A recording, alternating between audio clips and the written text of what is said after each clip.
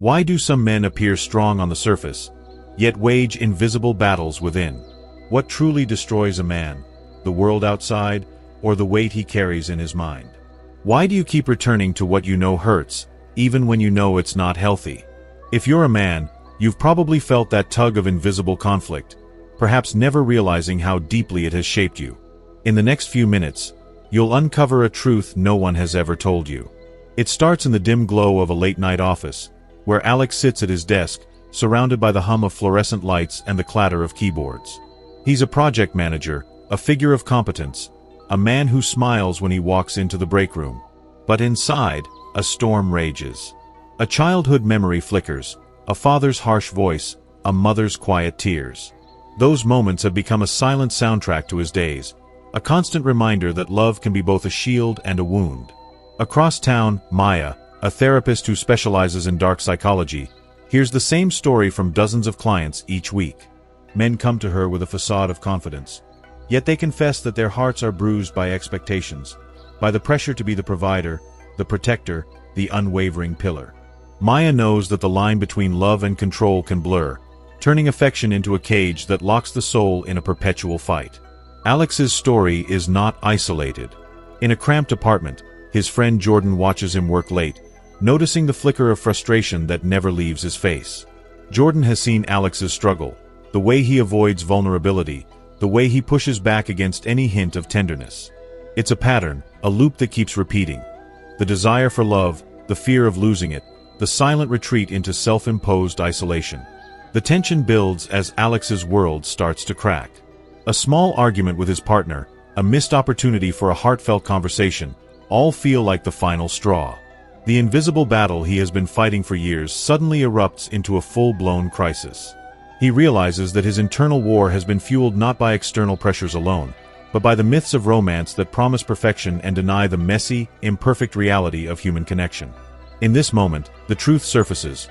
Romantic fantasies can be a double-edged sword, offering hope while simultaneously eroding the very essence of a man's identity. The next part of this story will delve deeper into the forces that shape these fantasies and how they can be both a refuge and a trap. The journey of Alex, Maya, and Jordan will unfold, revealing the hidden truths that lie beneath the surface of what we think we know about love and masculinity. Alex's reflection on the city's neon glare felt more like a mirror than a window. He had always thought the lights were a promise, an invitation to chase the impossible. Now he realized they were a trap, a way to lure him into the same old fantasies that had once felt like a lifeline. Every time he reached for a new love, the ache that followed was a reminder that the fantasy was a double-edged sword, cutting deeper each time it was wielded. Behind the facade of confidence, Alex carried a secret he had never shared. Men learn from early on to swallow feelings, to let the silence be a sign of strength.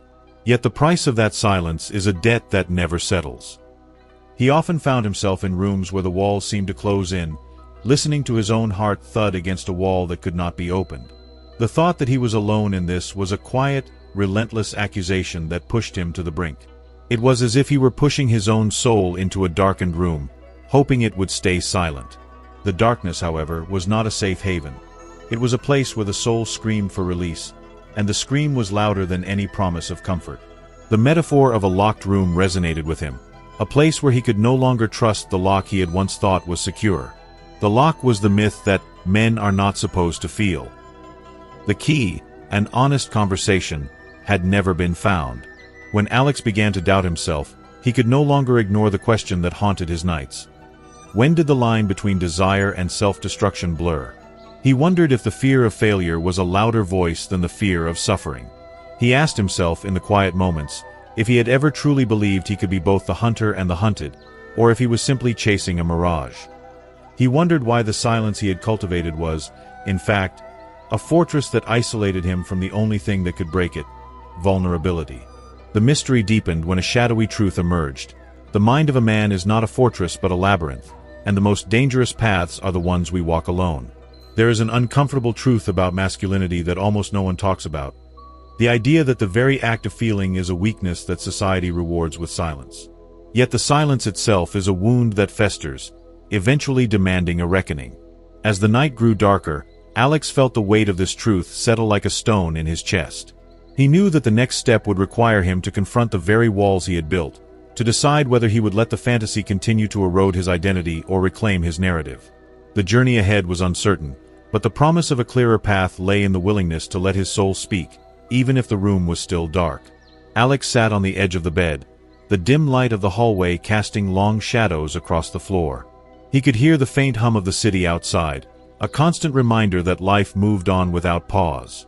Inside, however, a quiet storm raged. The truth he'd finally accepted had settled like a stone in his chest, heavy and unyielding. He understood now that what truly gnawed at him wasn't the external failures or the expectations of others. It was the silence that had become his companion. The human brain, especially the male cortex, evolved to chase solutions. It thrives on action, on the rush of problem-solving, on the satisfaction of a task completed. Emotion, on the other hand, is a quieter, subtler force. When feelings overflow, the mind retreats, seeking refuge in silence rather than confrontation. That silence becomes a cage, a place where unspoken worries ferment and grow, eroding the foundation of a person's identity. In this quiet, a man can feel invisible, as if he were a ghost in his own life. Most men carry unvoiced emotions that fester, unnoticed, until they seep into every thought and decision. The damage is invisible, more corrosive than any visible setback. It chips away at confidence, twists relationships, and turns a once bright future into a dim corridor. Alex could feel that erosion in his own bones, a subtle tug that pulled him away from the life he imagined. He remembered the nights when he'd forced a smile, pretending everything was fine while inside he was crumbling. He remembered the moments when he'd walked out of a room, shoulders squared, but his heart was a silent scream. Those moments were the true markers of his struggle. The realization hit him like a sudden thunderclap. The real battle wasn't about enduring everything but about acknowledging the silent wreckage that threatened to consume him. In this quiet, Alex saw a new kind of strength emerge. It wasn't the stoic endurance that society idolizes, but the courage to admit that something inside him was breaking. It was the bravery to step out from the shadows of silence and let his voice echo in the empty rooms of his mind. He understood that this recognition would be the first crack in the walls he had built, the first step toward rebuilding a narrative that belonged to him. The night was still, the darkness unbroken, but Alex felt a faint glimmer of light. He knew the path ahead would be difficult, but he also sensed that the weight he carried could finally be lifted. The promise of a clearer path lay in the willingness to let his soul speak, even if the room was still dark.